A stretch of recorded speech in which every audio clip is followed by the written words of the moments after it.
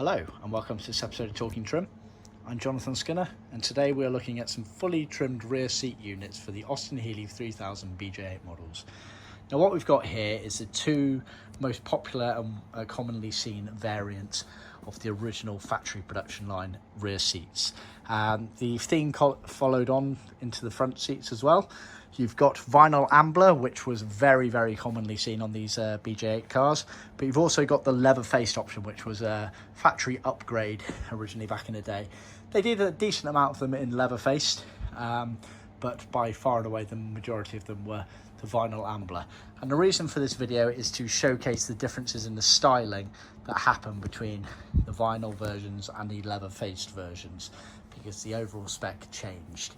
Let's start with the vinyl Ambla, which, like I say, was very commonly seen. You effectively had on the pleats these small squares embossed into them using high frequency welder, radio frequency welding. And then on the backrest you had the larger squares, which is akin to what was seen on the side panels, the rear wheel arch quarter panels as we refer to them.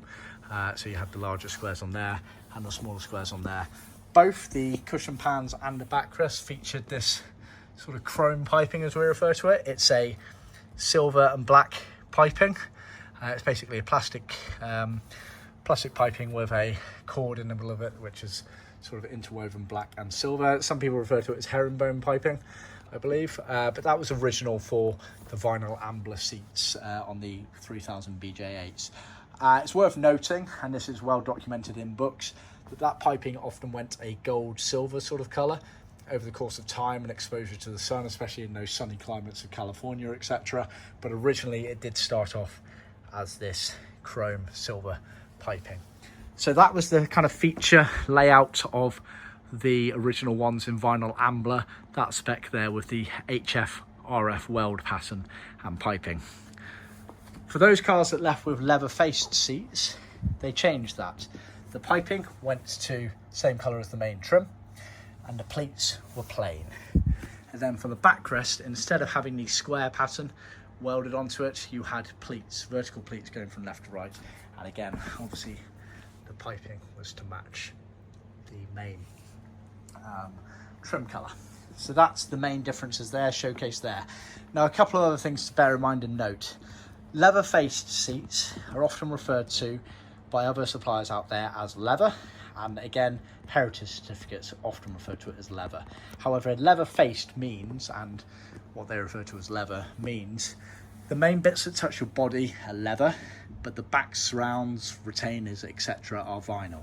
So on these cushion bases, for example, these retainers that are completely out of sight here are vinyl originally, but everything else on the cushion there is leather. Piping, leather-faced, leather cloth. Backrest, this pleated panel here is leather, and this surround that went around here is also leather.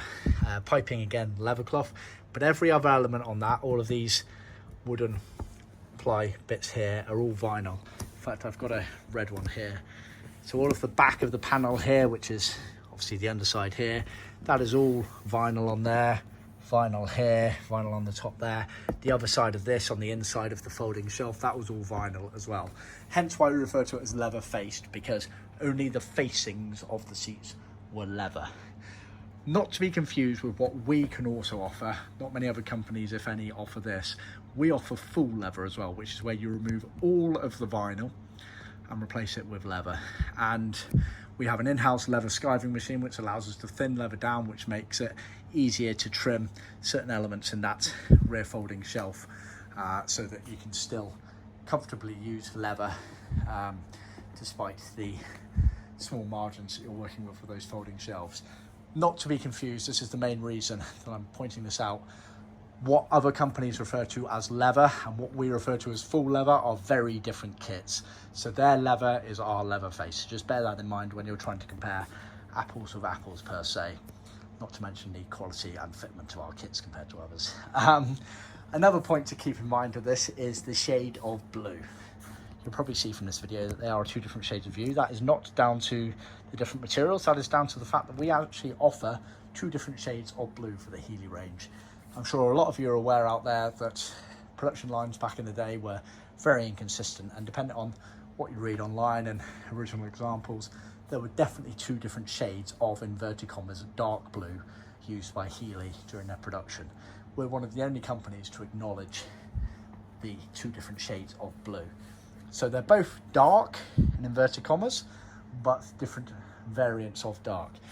On the left here, we have what we refer to as dark blue. That's an internal JSM name.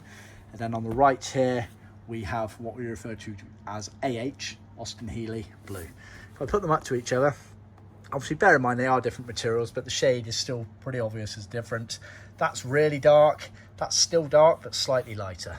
And in fact, what I'll do, actually no, I'll do it on the backrest here. Bear with me, there we go. So both these bits are vinyl, so you haven't got the discrepancy in terms of the leather versus vinyl element, and you can see the shade. This is slightly lighter, but still a dark shade, whereas this is very dark. So just bear that in mind. Again, it's the details. We go down to those sorts of levels of details. But yeah, I thought I'd do a quick video just to showcase that. I thought it was good that we were doing two of the same effective seats, but in the two different versions of the original factory production line material setups, and showcasing the differences between them. So I hope you found it useful. Please remember to like, subscribe and share with other classic car enthusiasts out there. Please leave any comments in the section below and look forward to hearing from you, and please stay tuned for the next video. Cheers, bye.